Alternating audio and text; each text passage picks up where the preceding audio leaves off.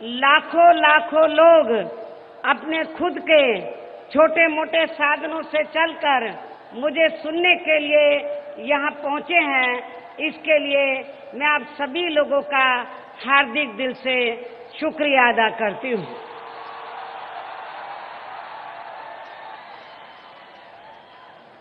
हालांकि मैं हेलीकॉप्टर से ये देख रही थी कि जितनी भीड़ आपके पंडाल के अंदर है उससे ज्यादा भीड़ पंडाल के बाहर सड़कों पर लोग खड़े हुए हैं, क्योंकि पंडाल में इतनी जगह नहीं है कि जो बाहर लोग इस पंडाल से कई गुना ज्यादा लोग बाहर सड़कों पर खड़े हैं आसपास की सड़कों पर, वो इधर आ सके। हालांकि समाजवादी पार्टी के जो मुखिया हैं श्री मुलायम सिंह यादव के लिए तो ये मैदान काफी बड़ा था, लेकिन बीएसपी के लिए ये मैदान काफी छोटा है।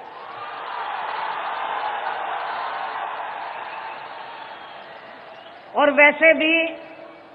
आज आपकी इस अपार भीड़ के जोश व उत्साह को देखकर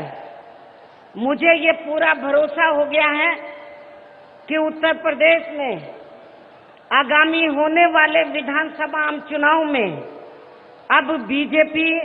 व सपा की अंदरूनी मिली भगत भी यहाँ बीएसपी को किसी भी कीमत पर पूर्ण बहुमत की सरकार बनाने से नहीं रोक पाएगी। और ऐसा हो जाने पर फिर से उत्तर प्रदेश में यहाँ की जनता के लिए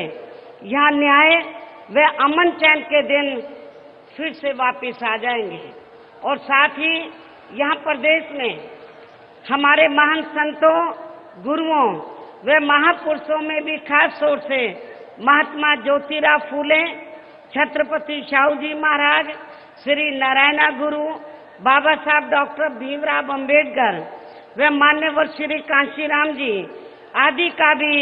सर्वजन हिताय व सर्वजन सुखाय का सपना फिर जरूर साकार होगा। क्योंकि अब उत्तर प्रदेश की जनता, खासकर यहाँ कांग्रेस, बीजेपी व सपा आदि के शासन काल के चाल, चरित्र, चेहरा, नीति व नियत को भी काफी अच्छी तरह से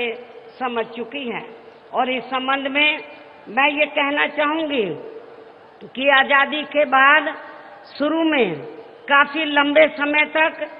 अर्थात लगभग 37 वर्षों तक अकेले यहाँ उत्तर प्रदेश में कांग्रेस पार्टी ने ही एक छत्र राज किया है। और अब ये पार्टी अपनी गलत नीतियों व गलत कार्य प्रणाली की वजह से उत्तर प्रदेश के साथ साथ केंद्र की सत्ता से भी बाहर हो चुकी है। कांग्रेस पार्टी ने जिसने दिल्ली में अपने शासनकाल के दौरान दिल्ली को खराब व गंदा करने के लिए यहाँ से रोटी रोजी के लिए दिल्ली में जाकर बसे उत्तर प्रदेश व बिहार के लोगों को ही पूर्ण रूप से जिम्मेवार, कसूरवार ठहरा दिया था। और साथ ही जिसने दलित विरोधी मानसिकता के चलते अपनी सरकार में वहां दलितों के उत्थान के लिए तय किए गए बजट के धन को भी दूसरे मद में ट्रांसफर करवा दिया था। मुझे पूरा भरोसा है कि ऐसी स्थिति में अब उत्तर प्रदेश की जनता कांग्रेस पार्टी को यहाँ जल्दी से स्वीकार करने वाली नहीं है। चाहे इसके लिए इस पार्टी के लोग यानी कि कांग्रेस पार्टी के लोग कितनी भी यहाँ नाटकबाजी क्यों ना करते रहें, चाहे कांग्रेस पार्टी के लोग यहाँ कितनी भी रथ यात्रा निकाल लें, चाहे कितनी भी पद यात्रा कर लें, तो भी उत्तर प्रदेश की जनता कांग्रेस पार्टी को जल्दी से स्वीकार करने वाली नहीं है। इसके साथ साथ मैं भारतीय जनता पार्टी के बारे में भी ये कहना चाहूंगी कि उत्तर प्रदेश में बीजेपी के लोग खासकर यहाँ विकास के नाम पर उत्तर प्रदेश में भारतीय जनता पार्टी ने भी लगभग 6 वर्षों तक यहाँ राज किया है और इस अवधि में इन्होंने विकास व जनहित के कार्यों की तरफ ध्यान देने की बजाय अधिकांश अपने आरएसएस के एजेंडे पर ही चलकर यहाँ सांप्रदायिक ताकतों को ही मजबूत किया है, जिसकी वजह से फिर इस पार्टी को सन 1992 में समय से पहले ही यहाँ अपनी सत्ता तक भी गंवानी पड़ी थी और अब केंद्र में भी इसी नक्शे कदम पर बीजेपी की सरकार चल रही है, जिसने लोकसभा आम चुनाव के दौरान उत्तर प्रदेश सहित पूरे देश के हर वर्ग व हर जाति एवं हर धर्म के लोगों के साथ साथ यहाँ गरीबों, मजदूरों, किसानों, कर्मचारियों, व्यापारियों एवं अन्य विभिन्न क्षेत्रों में लगे लोगों के हित व कल्याण के लिए जो अच्छे दिन लाने के वायदे किए थे, वे सपने दिखाए थे, तो अब वे अधिकांश यहाँ बुरे दिनों में ही तब्दील हो गए हैं और आ जाती है। तो बीजेपी के सत्ता में आते ही तो फिर पूरे देश में और खासकर उत्तर प्रदेश में जो यहाँ पर वर्षों से बुरे दिन चल रहे हैं हर मामले में, हर स्तर पर, तो वो अच्छे दिन में तब्दील हो जाएंगे। ये भारतीय जनता पार्टी ने तो लोकसभा चुनाव के दौरान कहा था, लेकिन मैं आप लोगों को ये बताना चाहती हूँ कि सन 2014 में जब लोकसभा के आम चुनाव हुए तो तब बीजेपी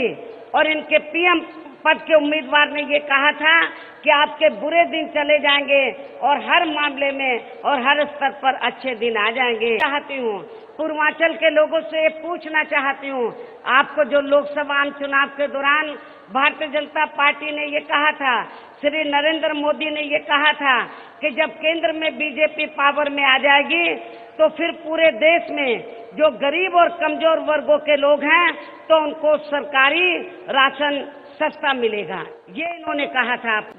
लोकसभा चुनाव के दौरान बीजेपी ने कहा था कि पूरे देश में बिजली, पानी, स्वास्थ्य सेवाएं, रसोई गैस आदि सब सस्ती हो जाएगी। मैं आप लोगों से पूछना चाहती हूँ, क्या बिजली, पानी, स्वास्थ्य सेवाएं, रसोई गैस आदि क्या सस्ती हो गई है? क्या आप लोगों को सस्ती मिल रही है? और इतना ही नहीं, बीजेपी ने ये भी कहा था जब केंद्र में बीजेपी पावर में आ जाएगी तो फिर पूरे देश के अंदर, उत्तर प्रदेश सहित फिर पूरे देश के अंदर बिजली 24 घंटे मिलेगी। क्या आपको बिजली 24 घंटे मिल रही है? मैं समझती हूँ नहीं मिल रही है। बीजेपी ने ये भी कहा था, श्री नरेंद्र मोदी ने ये भी कहा था कि जिन लोगों के पास रहने के लिए अपने पक्के मकान नहीं हैं, उनके पक्के मकान बनाकर दिए जाएंगे। मैं आप लोगों से पूछना चाहती हूँ कि आपके पूर्वांचल में क्या एक भी पक्का मकान श्री नरेंद्र मोदी ने या केंद्र की सरकार ने आपको बनाकर दिया है? मैं समझती हूँ कि नहीं दिया है। यहाँ पर पूरे देश में गरीबी और महंगाई को कम करने की बात कही थी, बेरोजगार लोगों को रोजगार देने की बात कही थी। मैं आपसे पूछना चाहती हूँ कि आपके पूर्वांचल में बेरोजगार लोगों को रोजगार मिला है? मैं समझती हूँ नहीं मिला है। केंद्र की सरकार ने ये भी कहा था कि जो मजदूर लोग हैं उनकी मजदूरी बढ़ा दी जाएगी। क्या आप लोगों की मजदूरों की मजदूरी बढ़ी है? इसके अलावा किसानों को ये भी कहा था, जो किसान लोग थे उनको सस्ती सुविधाएं देकर उनकी आमदनी 2 गुनी कर दी जाएगी। क्या किसानों की आमदनी 2 गुनी हुई है? और इतना ही नहीं, केंद्र में जब बीजेपी पावर में आई तो भूमि अधिग्रहण कानून के तहत किसानों की जमीन भी छीनकर बड़े बड़े पूंजीपतियों को देने की इनकी योजना थी, लेकिन बीएसपी ने उनके इस मंसूबे को पूरा नहीं होने दिया। इसके अलावा